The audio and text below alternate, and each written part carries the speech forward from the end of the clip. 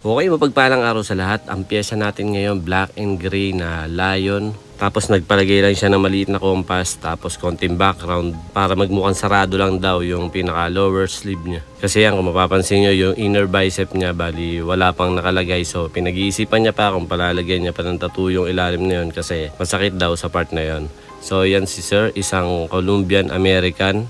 Tapos ito yung unang niyang tattoo. Actually, dati niya ng tattoo yung mga lion na yun. Pero malabo daw kaya pina-enhance niya sa atin. Siyempre kasama na dyan yung pag-ayos ng ibang detail, hindi lang para i-enhance natin. Siyempre kung may kailangan tayong itama o kailangan tayong i-add natin. Tapos ito yung pinakahangganan nung pinaka lower sleeve niya. Nilagyan natin ng masking tape para malagyan natin ng palatandaan kung hanggang saan lang tayo aabot. Okay, simulan na natin. Bali itong pinaka background na ginawa natin dito sa lower sleeve. Ang gusto kasi niya mangyari, parang design ng Colombian hat. Parang Polynesian lang yung design ng Colombian hat. So, nagbigay siya ng design sa akin na pwede kong paggayahan. Yun yung nilagay natin dito sa pinaka lower sleeve niya. Bali, hindi naman lahat ng pinaka background ganun. Kumbaga, para mapunuan lang yung mga bakante. Yun yung pinagawa niya. So bawat parte nung ginagawa natin talagang tinatapos ko na kasi medyo malaki yung gagawin natin. Kaya kung mayroon ng kailangang i-highlight, i-highlight ko na para hindi ko na siya babalikan mamaya. Basta ang kailangan ko lang gawin, maiwasan ko mamantsahan yung mga puting inilagay ko.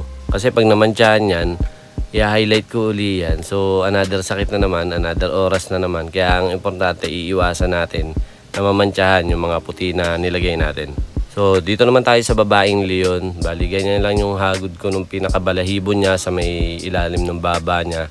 15 Magnum yung gamit ko dyan para ako naglilinya pero shader yung gamit ko. Para makuha natin yung mga hibla-hibla nung pinakabalahibo niya para medyo magmukhang balahibo talaga o medyo maging realistic. Tapos dito diretso shader na din ako. 9 Magnum yung gamit ko dito sa may ilong. Dinitalye natin kasi medyo nakukulangan tayo sa detail. Kaya tayo na lang yung naghabol. Kumbaga, sariling diskarte na to, wala namang kopyahan. Basta kung ano lang yung naiintindihan natin sa mukha ng leon, yun na lang yung ginawa natin.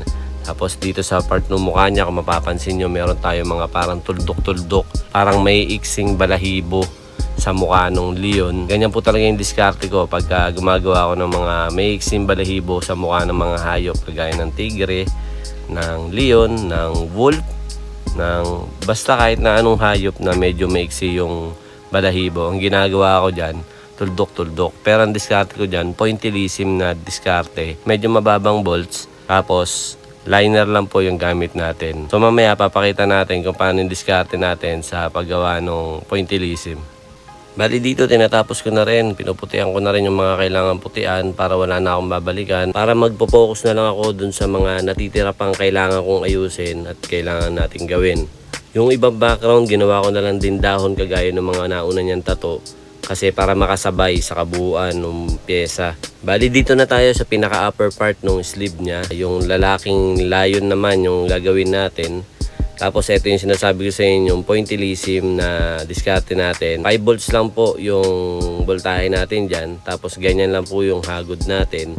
Ang gamit ko dyan, 7RL. Kasi medyo malaki yung size ng tattoo niya.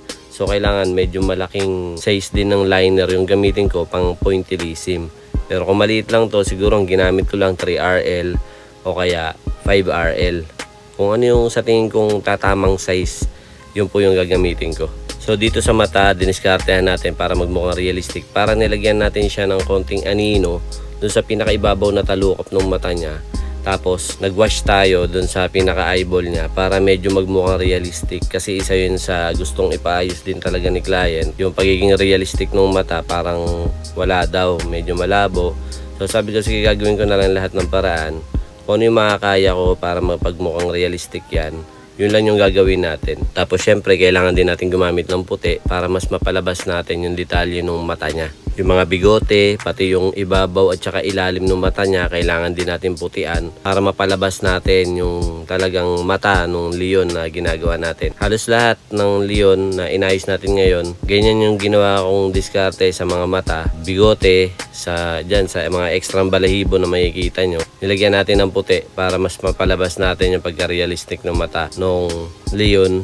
Kasi isa yan talaga sa mga bumubuhay sa isang pyesa. Yung mga mata, kailangan mapagmukha nating realistic. Medyo mahirap minsan pag may nauna ng tattoo. Pero kung kaya mong gawan ng paraan, gawan mo para mabigyan mo ng magandang resulta yung tattoo na pinapaayos sa'yo. So yun, a total of 16 hours natapos din. Sobrang nakakapagod pero masaya naman kasi alam ko nagawa ko lahat ng kaya kong gawin para dito sa pyesa na to. At muli, maraming salamat sa panonood. Ako po si Neds Galarpe na nag-iiwan sa inyo na isang mapagpalang araw. Peace out.